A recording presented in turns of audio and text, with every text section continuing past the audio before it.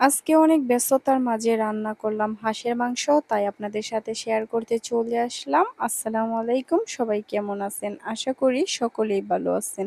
আজকে ঘরটা শুধু এলোমেলো না, একদম অগোছালো নোংরা হয়ে গেছে।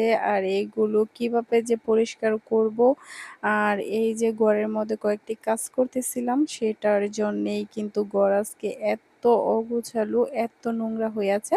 তো এর ফাঁকেই আমি হাঁসের মাংস রান্না করলাম। আর হাঁসের মাংস রান্না করা কিন্তু খুবই ঝামেলা এবং খুবই কাজ করতে হয়। যেমন ধরনের রান্না করা বড় বিষয় না, কিন্তু এটাকে বেছে নেওয়া খুবই কষ্টকর। আমরা ২ জন মিলে এটাকে পরিষ্কার করেছি। তারপর রান্না করতে চলে আসলাম হাঁসের মাংস। আর এখানে প্রথমে আমি তেলটা গরম করে পেঁয়াজ কুচি দিয়ে দিলাম। তারপর এটাকে একটু ভেজে নেব। হাঁসের মাংস রান্না করার ঝামেলার চাইতে এটাকে পরিষ্কার করা আমার কাছে খুবই ঝামেলার লাগে। আর এই যে দেখেন আদা বেটে নিয়েছি, তারপর দারচিনি, এলাচ আর হলো জিরে একসাথে আমি বেটে নিয়েছি। এগুলো আমি দিয়ে দিলাম।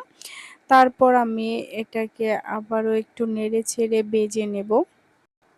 এভাবে যখন হালকা একটু ভাজা হয়ে যাবে তখনই আমি এখানে পানি দিয়ে দিব অল্প পরিমাণে। তারপর আমি মসলা দিয়ে ভালোভাবে কষিয়ে নেব।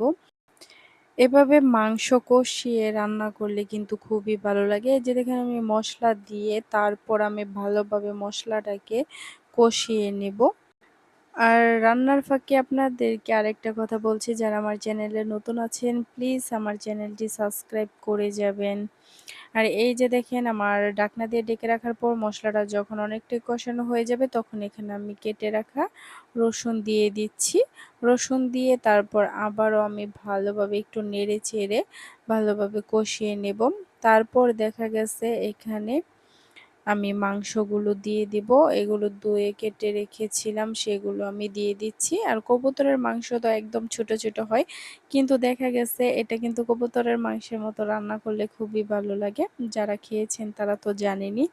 এখানে আমি কবুতরের মাংসের মতো অত ছোট, ছোট কাটিনি, তবুও আ অনেকটাই ছোট করে কেটেছি যাতে করে মাংসটা খেতে ভালো লাগে। এই যে দেখেন আমি নেড়ে চেড়ে ভালোভাবে এটাকে কষিয়ে তারপর আমি আ ঢাকনা দিয়ে ঢেকে রেখে দিব কিছুক্ষণ পর। যখন ভালোভাবে কষানোটা হয়ে যাবে তখন আমি এখানে পরিমাণ মতো পানি দিয়ে আবারও আমি একটু নেড়ে চেড়ে ঢাকনা দিয়ে ঢেকে রেখে দিব। যারা, যারা হাঁসের মাংস পছন্দ করেন অবশ্যই কমেন্ট করে জানাবেন। কারণ আমার কাছে হাঁসের মাংস খুবই ভালো লাগে। আর এভাবে রান্না করলে তো আরো ভালো লাগে। তো আপনারা যারা রান্না করতে পারেন তারা তো পারেনই। আর যারা না পারেন তারা কিন্তু এভাবে রান্না করে খেয়ে দেখবেন। আশা করি আপনাদের কাছে খুবই ভালো লাগবে। এভাবে আমি কিছুক্ষণ রান্না করে নেব। এই যে দেখেন কিছুক্ষণ রান্না করার পর আমার মাংসটার কালারটা কত সুন্দর হয়েছে আর এটা দেখতেও অনেক সুন্দর হয়েছে। আর খেতেও কিন্তু অনেক মজা হয়েছে। আপনার বাড়িতে অবশ্যই এটা রান্না করবেন, এভাবে রান্না করবেন। আর যারা, যারা আমার চ্যানেলে নতুন আছেন প্লিজ আমার চ্যানেলটি সাবস্ক্রাইব করে যাবেন, আমার পাশে থাকবেন। পরবর্তী ভিডিও দেখার অনুরোধ রইল। ততক্ষণ পর্যন্ত ভালো থাকবেন। খোদা হাফেজ।